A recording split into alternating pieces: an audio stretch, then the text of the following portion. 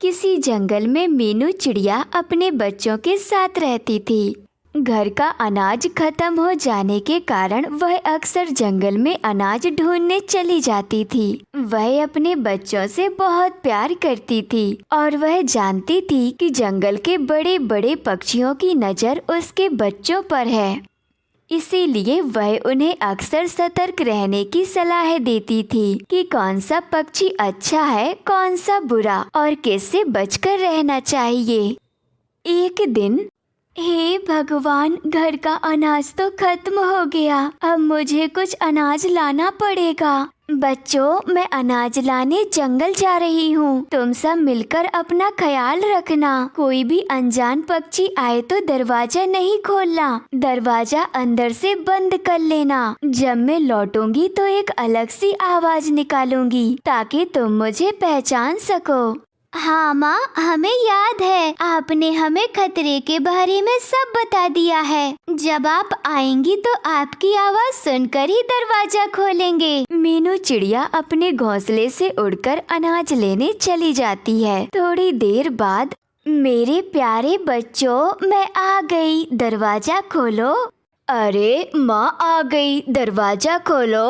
रुको भैया, माँ ने कहा था कि वो अलग आवाज निकालेंगी। हाँ माँ, अगर आप हमारी माँ हो तो अपनी आवाज निकालो।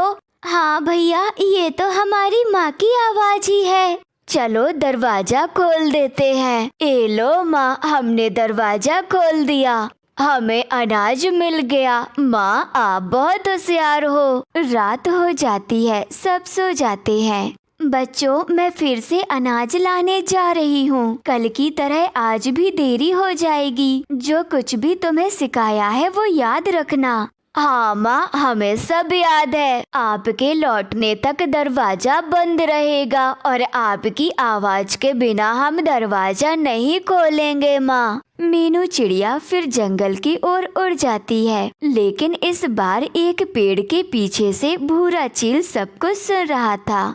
ओहो, ये चिड़िया तो बड़ी चालाक निकली। पर इसे क्या पता मैं इस जंगल का सबसे शातिर चील हूँ। ये जो भी आवाज निकालेगी मैं उससे भी बेहतर आवाज निकाल दूंगा। इन बच्चों को फंसाना अब मेरा काम है। भूरा चील उड़कर घोंसले के पास आता है। बच्चों, मैं आ गया, दरवाजा खोलो मेरे प्यारे बच्चों। माँ आ गई, चलो दरवाजा खोलते हैं। नहीं, माँ ने कहा था कि आवाज निकालेंगी। माँ, आप अपनी आवाज निकालो। अरे, ये बच्चे तो माँ से भी ज्यादा होशियार निकले। अब मैं क्या करूँ? चलो कोशिश करता हूँ। भूरा चील चिड़िया की नकली आवाज निकालने की कोशिश करता है। अरे नहीं, ये तो माँ की आवाज नहीं है। ये तो किसी डरावने पक्षी की आवाज है। तुम कोई अनजान पक्षी हो, चले जाओ यहाँ से। हम दरवाजा नहीं खोलेंगे।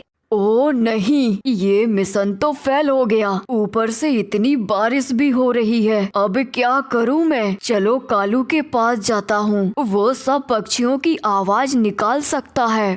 बारिश में भीगता हुआ भूरा चील कालू के पास पहुँचता है। कालू, ओए कालू, उठ जा, इतनी बारिश हो रही है और तू सो रहा है। कौन है बे? इतनी मस्त नींद में था, किसने डिस्टर्ब कर दिया? मैं हूँ भूरा चील, उठ जा, जरूरी काम है। ऐसी क्या बात है भाई, किस खुशी में इतनी जल्दी उठाया? सुन, मुझे पता है तुझे चिड़िया के बच्चे बहुत पसंद हैं। हाँ यार, पर अब तो चिड़िया बहुत होशियार हो गई है। इस बार मैं तुझे मौका देने आया हूँ। तू सबकी आवाज तो निकाल ही लेता है ना। मीनू चिड़िया की भी आवाज निकालनी है। चल, मैं तुझे रास्ते में बताता हूँ। जैसा मैं कहूँ वैसा ही करना, फिर वो बच्चे अपने आप हमारे हाथ में होंगे। चील और काला कौवा मीनू चिड़िया के घोंसले के पास भूख से बेहाल घूम रहे थे। चल काला, मैंने तुझे रास्ते में जैसे बताया है वैसे तू कर लेना, फिर देख जादू। जैसा चील ने बताया था, काला कौवा चिड़िया की आवाज निकाल देता है। माँ आ गई, चलो दरवाजा खोलते हैं। हाँ मेरे प्यारे बच्चों, मैं आ गई तुम्हारे लिए बहुत सारा खाना लेकर। जल्दी से दरवाजा खोल दो। बच्चे जैसे ही दरवाजा खोलते हैं, उनके सामने काला कौवा और भयानक चील खड़े दिखते हैं। बच्चे डर जाते हैं, उन्हें उड़ना भी नहीं आता था। काला कौवा और चील बच्चों को एक पोटली में बांध देते हैं और वहाँ से उड़ जाते हैं। उसी समय मीनू चिड़िया वापस लौटते हुए उनको देख लेती है। अरे ये क्या, ये दोनों मेरे घोंसले की तरफ कैसे आ रहे हैं? लगता है कुछ गड़बड़ है। मुझे जल्दी से घर पहुंचना चाहिए। घर पहुंचते ही उसे दिखता है कि दरवाजा खुला है और बच्चे नहीं हैं। अरे नहीं, मेरे बच्चे! जरूर ये काला कौवा और भयानक चील का काम है। मुझे उनका पीछा करना होगा। मीनू मदद मांगने भोलू कौवा के पास जाती है। भोलू भैया, मुझे मदद चाहिए, मेरे बच्चे मुसीबत में हैं। बोलो मीनू बहन, क्या हुआ? मेरे बच्चों को काला कौवा और भयानक चील उठा ले गए हैं। आपसे मुझे मदद चाहिए। अरे हाँ, मैंने अभी उन्हें जाते हुए देखा था। उनके हाथ में कोई बड़ी चीज भी थी, तभी मुझे उन पर शक हो गया था। लेकिन इस समय शक्ति से कुछ नहीं होगा। हमें एकता से काम लेना होगा। हम दोनों भी उनका कुछ नहीं बिगाड़ पाएंगे। ऐसा करो, तुम सीधे मीनू मौसी के पास जाओ और उन्हें लेकर भयानक चील के अड्डे पर पहुँचो। मैं यहाँ से पहले ही निकलता हूँ और उन्हें बातों में उलझाकर रोक के रखता हूँ। मीनू चिड़िया भोलू की बात मानकर मीनू मौसी के पास चली जाती है। उधर भोलू कौवा उड़कर चील के अड्डे की तरफ निकल पड़ता है। चील भाई, हम एकदम सुरक्षित जगह पर आ गए हैं। पर तुम्हारे दिमाग को तो सलाम, क्या आवाज निकाली थी तूने? हाँ यार, पर तेरा दिमाग भी कमाल का था। अब तो बच्चों को खा ही लेते हैं। तभी वहाँ भोलू कौवा आ जाता है। क्या बात है भाइयों, अकेले अकेले पार्टी चल रही है? भोलू भाग यहाँ से, मेहनत हमने की है, तुझे क्यों पार्टी दे? मैं तो ऐसे ही कह रहा था, क्यों बीच में टांग अड़ाऊं। वैसे जाते जाते एक बात सोच रहा हूँ, बच्चे 3 हैं, अब 2 लोग बराबर कैसे खाएंगे? हाँ सही कहा, मेरे ख्याल से मैं 2 खाऊंगा, काला 1 खाएगा। भाई बात बढ़ती जा रही है, अगर मैं नाराज हो गया तो बच्चों को खा ही जाऊंगा, साथ में तुम दोनों को भी चबा जाऊंगा। भोलू की चाल काम कर जाती है। काला और भयानक चील आपस में लड़ने लगते हैं। तभी वहाँ मीनू चिड़िया और मीनू मौसी पहुँच जाती है। मीनू मौसी जो जंगल की सबसे पुरानी और सबसे डरावनी मौसी मानी जाती थी। सब पक्षी उनसे डरते थे। अरे ओ बदमाशों, बच्चों को छोड़ो वरना डंडा पड़ेगा। मीनू मौसी ने काला कौवा और भयानक चील की जम के पिटाई की और वहाँ से भगा दिया। आपका बहुत बहुत शुक्रिया भोलू भैया, अगर आप नहीं होते तो मेरे बच्चों की तो जान चली जाती। मीनू मौसी के बिना ये काम पूरा नहीं हो सकता था। संसार का एक छोटा सा गांव जहां रानो चिड़िया और उसका परिवार रहता था। रानो, टुन्नू और उसकी प्यारी सी बेटी गुड़िया चिड़िया उस परिवार में रहते थे। एक दिन रानो की चिंता बढ़ जाती है क्योंकि काला कौवा गांव के आसपास अपना आतंक फैला रहा था। माँ देखो कितनी सुंदर बत्तियाँ बनी है, यह हमारे घर को और भी खूबसूरत बना रही हैं। हाँ बेटा, तुम्हारी मेहनत से घर और भी रंगीन हो गया है, पर एक बात है जो मुझे चिंता में डाल रही है।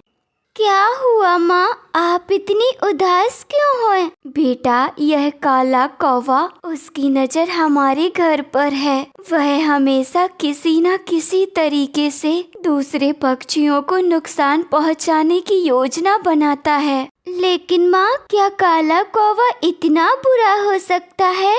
वह भी तो एक पक्षी ही है ना? हाँ बेटा, वह पक्षी है, लेकिन उसकी नीयत बहुत बुरी है। वह हर किसी की खुशियों को छीनने की कोशिश करता है। अगर हमने उसे नहीं रोका तो वह हमारी मेहनत को भी उजाड़ सकता है। अब हमें सतर्क रहना होगा। क्या हुआ रानो, तुम इतनी घबराई हुई क्यों हो? टुन्नू, मुझे काला कौवा बहुत परेशान कर रहा है। वह हमारे घर को उजाड़ने की योजना बना रहा है। हमें कुछ करना चाहिए। हम क्या कर सकते हैं रानो? हमारा घर तो बहुत ही कमजोर है। अगर उसने हमला किया तो हमें बड़ा नुकसान हो सकता है। हमें इसका हल ढूंढना होगा टुन्नू। हमें काले कौवे से डरने की जरूरत नहीं है। अगर हम सब एकजुट होकर काम करें तो हम उसे हरा सकते हैं। तोते भाई, तुमने मेरी योजना पर काम शुरू किया या नहीं? हाँ काले भाई, मैंने रानो के घर के बारे में सब कुछ देख लिया। यह घर बहुत कमजोर है, बस थोड़ी सी ताकत लगानी होगी। बिल्कुल, हम रानो चिड़िया की मेहनत को नष्ट कर देंगे। वह खुशहाल घर और परिवार हमें क्यों चाहिए? हमें उसे उड़ा देंगे। पर क्या हमें रानो से नहीं डरना चाहिए? वह एक समझदार चिड़िया है, वह बहुत चतुर है। तुम डर रहे हो तोते? मुझे पूरा यकीन है कि हम रानो को हराकर उसे सबक सिखा सकते हैं। तोते भाई, क्या तुम हमें मदद दोगे? हमें तुम्हारी मदद चाहिए। काले कौवे की चालों का सामना करने के लिए हमें तुम्हारी जानकारी की आवश्यकता है।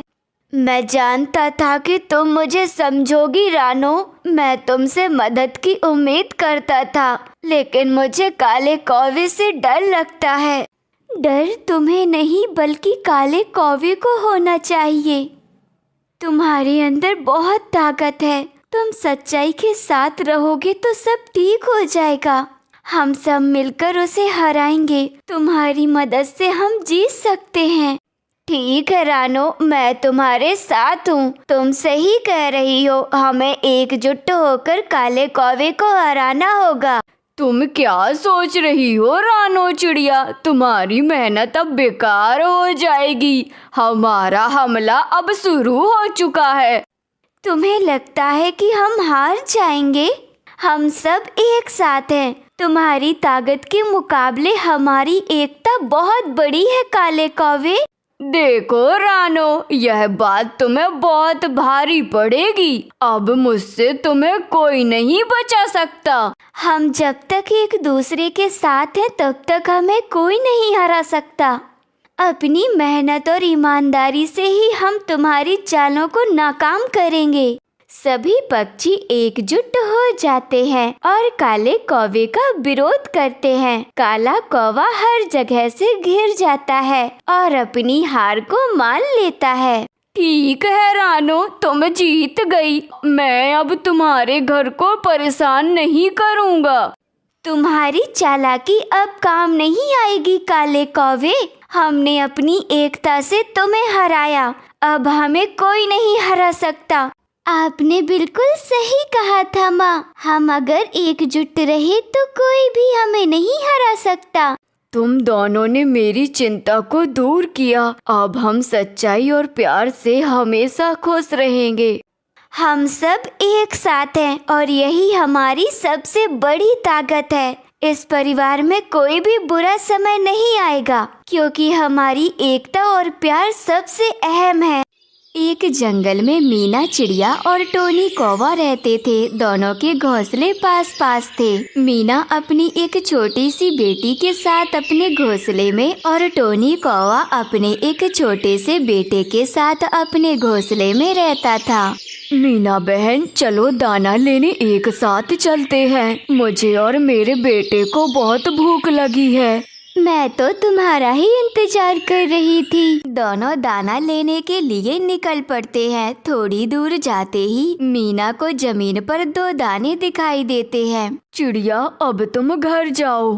टोनी भाई, ऐसा कैसे हो सकता है? हम पड़ोसी हैं और अच्छे दोस्त भी। मैं आपकी मदद करूंगी दाना ढूंढने में। फिर दोनों मिलकर दाना ढूंढने जाते हैं, लेकिन शाम तक उन्हें कुछ नहीं मिलता और वो वापस आ जाते हैं। टोनी भाई, ये एक दाना आप रख लो और एक मैं अपने घोंसले ले जाती हूँ। हम इसे आपस में बांट लेते हैं। मीना, तुम बहुत अच्छी हो। तुम्हारे जैसे पड़ोसी तो किस्मत वालों को मिलते हैं। दूसरे दिन आसमान में एक चील मंडरा रहा था। टोनी भाई, आप मेरे घोंसले में आकर बैठ जाइए और अपने बेटे को भी ले आइए। मैं दाना ले आती हूँ। चीले ऊपर मंडरा रहा है। मीना बहन, तुम चिंता मत करो। बच्चों की हिफाजत मैं अच्छे से करूँगा। टोनी अपने बेटे को लेकर मीना के घोंसले में आ जाता है और आसमान की ओर देखने लगता है। जैसे ही चील थोड़ी नीचे आता है, टोनी अपने पंख फैलाकर उसे डराने की कोशिश करता है। उधर मीना दिन भर मेहनत करके दाना ढूंढ लाती है। टोनी भाई, हमें दाना आधा आधा कर लेंगे। धीरे धीरे दोनों की दोस्ती गहरी हो जाती है। एक दिन टोनी कहता है, मीना, आज दाना लेने मैं जाता हूँ। तुम बच्चों का ध्यान रखना। बिल्कुल टोनी भाई, आप निश्चिंत होकर जाइए। मैं बच्चों का ध्यान रखूंगी। थोड़ी देर बाद टोनी का शरारती बेटा जूजू रोने लगता है। मुझे पानी चाहिए। जूजू बेटा, तुम्हें उड़ना नहीं आता। मैं अभी नदी से पानी लेकर आती हूँ, लेकिन तुम लड़ाई मत करना और घोंसले में ही रहना। मीना मटका लेकर पानी लाने निकल जाती है। उसके जाते ही पीछे से जूजू और मीना के बच्चे की लड़ाई शुरू हो जाती है। तुम दूर हो जाओ, ये मेरी जगह है। नहीं, ये मेरा घोंसला है। मेरी मम्मा ने मेरे लिए बनाया है। तुम यहाँ से चले जाओ। दोनों में लड़ाई हो जाती है। जूजू बड़ा था, इसीलिए वह मीना की बेटी को धक्का दे देता है। थोड़ी देर बाद मीना वापस आती है। अरे मेरे बच्चे, ये क्या हुआ? तुम्हें चोट कैसे लग गई? मम्मा, इस जूजू ने मारा है। मैंने तो समझाया था ना कि लड़ाई मत करना। तुम बहुत बुरे हो। मैं पापा को सब बताऊंगा। उसी वक्त टोनी वापस आ जाता है। पापा, इस चिड़िया ने मुझे बहुत मारा। जूजू झूठ बोल रहा है। लड़ाई हुई थी पर मैंने उसे नहीं मारा। चुप रहो चिड़िया, मेरा बेटा कभी झूठ नहीं बोलता। तुमने जरूर उसे मारा होगा। गुस्से में टोनी अपने बेटे को लेकर घोंसले से चला जाता है। कुछ देर बाद मीना की बेटी कहती है, मम्मा, मुझे बहुत भूख लगी है। टोनी भाई, मेरे बच्चे को बहुत भूख लगी है। थोड़ा सा अनाज दे दो ना।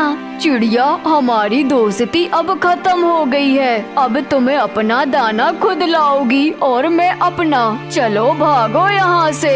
पापा, आपने बहुत अच्छा किया, उस चिड़िया को भगा दिया। अगले दिन मीना दाना लेने जाती है और अपनी बेटी को भी साथ ले जाती है। उधर टोनी भी दाना लेने निकल जाता है, लेकिन जूजू घोंसले में चुपचाप बैठने की बजाय उछल कूद करने लगता है। दूर से ही चीले उसे देख लेता है और आसमान से झपटा मारकर उसे उठा ले जाता है। शाम को जब टोनी और मीना वापस लौटते हैं तो टोनी के घोंसले में उसका बेटा नहीं होता। वहाँ बस कुछ टूटे हुए पंख पड़े होते हैं। अरे बाप रे मीना, मेरा बेटा, किसी ने मेरे जूजू को उठा लिया। टोनी भाई, बच्चों की बातों में आकर आपने मुझसे दोस्ती खत्म कर ली। अगर हम पहले की तरह साथ होते तो आपका बेटा कभी आपसे जुदा ना होता। मीना चिड़िया, मुझसे बहुत बड़ी गलती हो गई। मैंने बच्चों की बातों में आकर तुमसे झगड़ा कर लिया। मैंने अपना बच्चा खो दिया। जंगल में बारिश हो रही थी और मीनू चिड़िया, जो कि गर्भवती थी। भोलू जी, मुझे कुछ अजीब सा महसूस हो रहा है। पेट भारी भारी लग रहा है। सब कुछ ठीक तो है ना? मीनू, तुम ठीक हो? चलो मैं तुम्हें डॉक्टर हकीम चाचा के यहाँ लेकर चलता हूँ। नहीं भोलू जी, इतनी बारिश में कहीं नहीं जाना। इस बारिश को भी आज ही आना था। बाहर बारिश बहुत तेज हो रही थी, लेकिन भोलू की चिंता बढ़ती जा रही थी। फिर भोलू मीनू चिड़िया को हकीम चाचा के यहाँ ले जाता है। बेटा मीनू, क्या हुआ? हाँ हकीम चाचा, सब कुछ ठीक है, लेकिन मीनू को पेट में दर्द हो रहा है, तो सोचा आपके पास ले आऊं। बेटा मीनू, क्या हुआ? चाचा, पेट में भारीपन सा लग रहा है, कुछ ठीक सा नहीं लग रहा। तभी हकीम चाचा मीनू का इलाज शुरू कर देते हैं। बधाई हो मीनू, तुम कभी भी माँ बन सकती हो। सब कुछ ठीक तो है ना चाचा? हाँ भोलू, सब ठीक है, बधाई हो, मीनू माँ बनने वाली है। ये सब सुनकर भोलू और मीनू दोनों खुशी से झूम उठते हैं। मीनू, सुना तुमने हकीम चाचा ने क्या कहा? हाँ भोलू जी, आज मैं बहुत खुश हूँ। कालू कौवा और जालिम चील, जो कि बाहर पेड़ पर बैठे बैठे ये सब सुन रहे थे, वो दोनों जंगल के बदमाश थे। चील भाई, आपने सुना कि जंगल में अब एक नया मेहमान आने वाला है? हाँ कालू भाई, अब हमें कुछ करना होगा, ये बच्चा पैदा नहीं होना चाहिए। वो दोनों एक प्लान बनाते हैं और दोनों मीनू के घर जाते हैं और मीनू के घर को नीचे गिराने की कोशिश करते हैं, लेकिन आकाश से एक बिजली आती है और वो कालू कौवे के ऊपर गिरती है और कालू कौवा नीचे गिर जाता है और कालू कौवे की वहीं पर मौत हो जाती है। ये सब चील भाई देखकर डर जाता है। कालू भाई, ओ कालू भाई, तुम ठीक तो हो ना? लेकिन कालू कुछ नहीं बोलता, क्योंकि वो तो मर चुका होता है। चील भाई ये सब देखकर वापस वहीं चला जाता है। अब कालू भाई तो इस दुनिया में नहीं रहा, शायद हमने किसी का बुरा करने की कोशिश की हो, उसी वजह से ऊपर वाले ने हमें सबक सिखाया हो। उधर मीनू चिड़िया बच्चे को जन्म देने वाली थी। भोलू, तुम जंगल से थोड़ी जड़ी बूटी लेकर आओ, जिससे मीनू को आराम मिलेगा। जैसे ही भोलू बाहर जाता है तो उसे चील दिखाई देता है। क्या चाहिए भोलू भाई? हकीम चाचा ने जंगल से जड़ी बूटी लाने को कहा है, तो बस वही लेने जा रहा था। चील भाई कालू के साथ जो हुआ उसको देखकर सुधर जाता है। भोलू, तुम यहीं मीनू के पास रहो, मैं जाता हूँ जड़ी बूटी लाने। फिर चील भाई बारिश में वो जड़ी बूटी लेने चला जाता है। बधाई हो भोलू, मीनू को चिढ़ा हुआ है। भोलू खुश हो जाता है और चील भाई भी ये सुनकर खुश हो जाता है और सोचता है, साथ रहने में और अपनों की मदद करने में खुशी ही अलग होती है। फिर सभी मीनू चिड़िया, भोलू और चील भाई घर चले जाते हैं और जंगल में खुशी का माहौल होता है। सभी पक्षी बच्चे को आशीर्वाद देने आते हैं।